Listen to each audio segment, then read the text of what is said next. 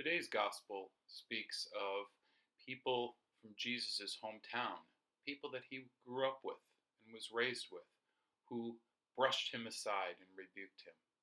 And that's quite sad, and it made him sad because Jesus himself is God. Plus, he was sent to earth to save us. So he deserved everyone's adoration. However,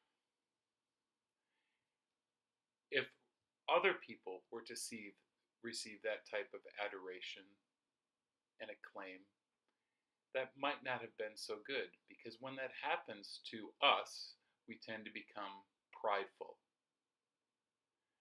And pride itself is, as you know, one of the capital sins. Pride is also the root of all sin. But the opposite of pride is humility. God so loves us, and he so wants to help us so that we can enter the kingdom of heaven.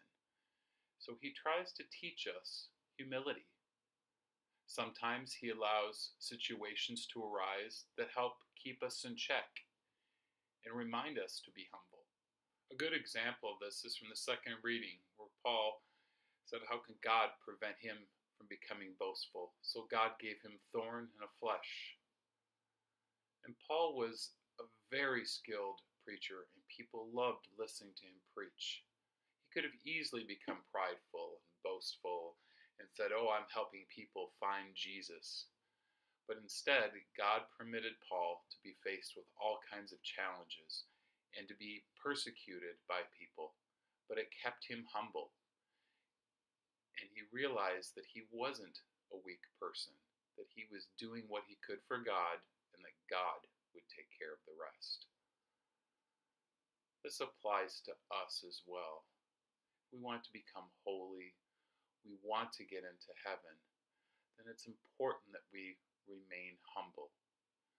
If you remember, Jesus taught us in another gospel that we need to be like children. That again means humility. So I think it's a good idea for all of us to quite often pray and ask God to please help keep us humble. And he will give us his grace to continue to be humble and depend on him, so that later we can be with him in heaven forever. Thank you, and God bless you.